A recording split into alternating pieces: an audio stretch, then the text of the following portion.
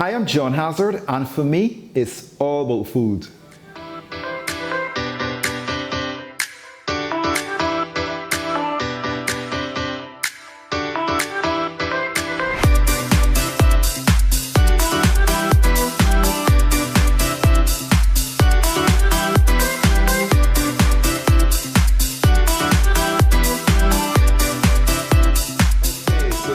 On to day number 2 of building our starter, and I particularly kept this like this because I wanted you to see the starter and to see how the starter is very active already. And all we did yesterday was to add the rye flour and water, but as you can see, if I lift this up and you can see it, this starter here is extremely active, and all it is rye flour and water. So today now we're going to add now some all-purpose flour along with the rye flour.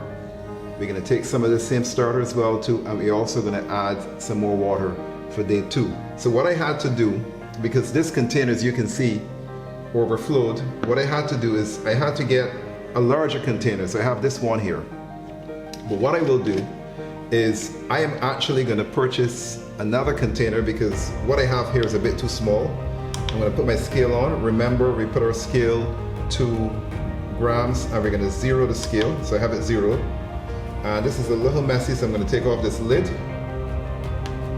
And what we're going to do now, the measurement now for today is we're going to take, so the start is right here, we're going to take 70 grams of this starter.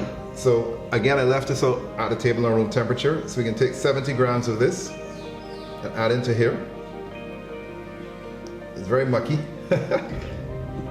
So I'm trying not to get my fingers dirty because, I'm making this video for you and I don't really want to go wash my hands. So trying to not, but a lot of it overflowed. So it shows sometimes like this, you see you have to get a larger container. So I'm actually going to get more like a quart container, something a lot bigger, because the container I have or have here is just much too small for this.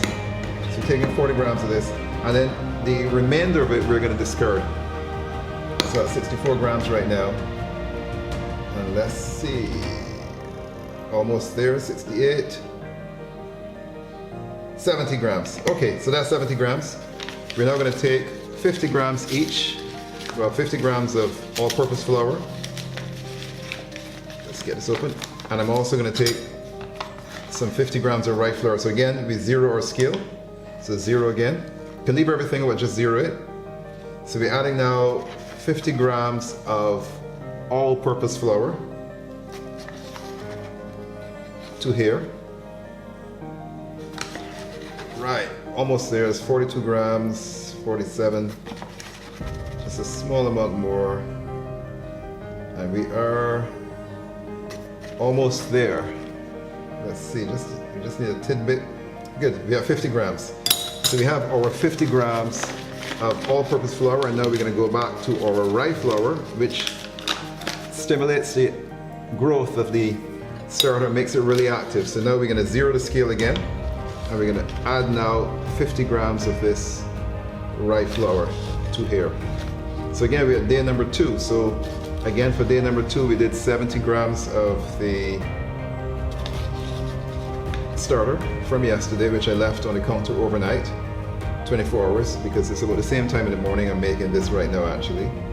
So just take off a bit of that, and we're now down to 50 grams. So we have just a little bit more off, right?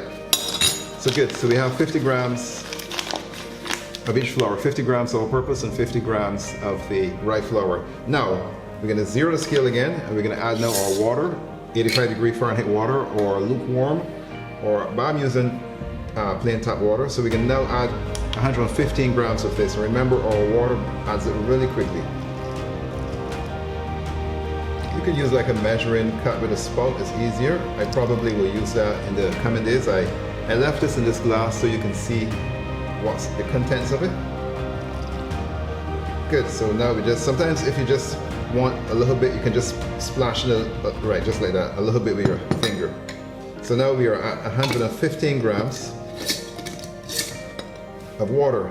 So I can now turn the scale off because I'm finished with it. I just push the scale to the side for a little bit, and we're now going to take this now and we are going to stir this up. So just take it and give it a good stir. Mix everything in well together. And the same process again. Once this is all mixed in well, I will leave this on the counter again with the lid slightly open to allow oxygen to enter, and this will be left there again for another 24 hours.